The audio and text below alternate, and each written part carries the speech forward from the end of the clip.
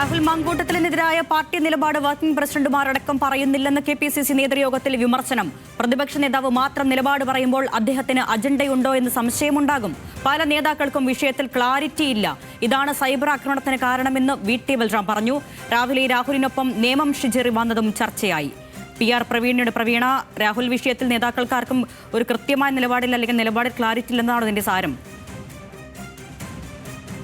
യോഗത്തിൽ ഉയർന്ന വിമർശനമാണ് രാഹുലിനൊപ്പം യൂത്ത് കോൺഗ്രസ് ജില്ലാ പ്രസിഡന്റ് നേമം ഷജീർ സഭയിലെത്തിയത്.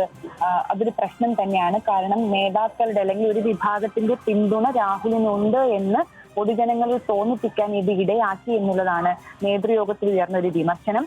ഈ രാഹുൽ മാങ്കൂട്ടത്തിൽ വിഷയത്തിൽ പല നേതാക്കൾക്കും അവർ പറയുന്നതിൽ ക്ലാരിറ്റി കുറവുണ്ട്.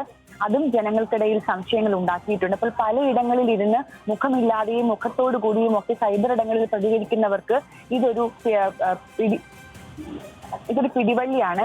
കാരണം നേതാക്കൾ വ്യക്തമായ നിലപാട് പറയുന്നില്ല. ആകെ നിലപാട് പറഞ്ഞ് രംഗത്ത് വന്നത് VD സതീശനാണ്. അദ്ദേഹം അത് പലയിടങ്ങളിൽ പല ദിവസങ്ങളിൽ പല ആവർത്തി പറയുന്നുമുണ്ട്.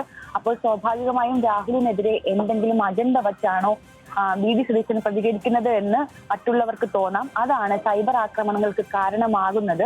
അപ്പോൾ നേതാക്കൾക്ക് പല വിഷയങ്ങളിലും ക്ലാരിറ്റി കുറവുണ്ടെന്ന് കൂടി പറഞ്ഞു വെക്കുകയാണ്. ഇക്കാര്യം പറഞ്ഞതിൽ ഒരാൾ, അതായത് സൈബർ ആക്രമണങ്ങൾക്ക് കാരണം നേതാക്കൾക്ക് വിഷയങ്ങളിലുള്ള ക്ലാരിറ്റി കുറവെന്ന് പറഞ്ഞ ഒരാൾ KPCC വൈസ് പ്രസിഡന്റ് കൂടിയായ VT ബൽറാമാണ്. ഈ ഷജീറിന്റെ സാന്നിധ്യം നേതാക്കളുടെ പിന്തുണയോടെയാണെന്ന് ആരെങ്കിലും സംശയിച്ചാൽ കുറ്റം പറയാനാകില്ല എന്നതടക്കം മറ്റ് നേതാക്കൾ ഉന്നയിക്കുന്ന ഒരു സന്ദർഭവും നേതൃയോഗത്തിൽ ഉണ്ടായിട്ടുണ്ട്. വർക്കിംഗ് പ്രസിഡന്റുമാരടക്കം രാഹുലിനെതിരെയുള്ള നിലപാട് പറയുന്നില്ല. അതായത് PC വിഷ്ണുനാഥ്, അതുപോലെ ഷാഫി പറമ്പിൽ, AP അനിൽകുമാർ അടക്കമുള്ളവർ രാഹുലിനെതിരെയുള്ള നിലപാട് പരസ്യമായി പറഞ്ഞിട്ടില്ല. എന്ത് ചോദിച്ചാലും KPCC അധ്യക്ഷൻ പറഞ്ഞിട്ടുണ്ടല്ലോ എന്നുള്ള അഴകുഴമ്പൻ നിലപാട് പറഞ്ഞ് ഒഴിയുന്ന മട്ടാണ്.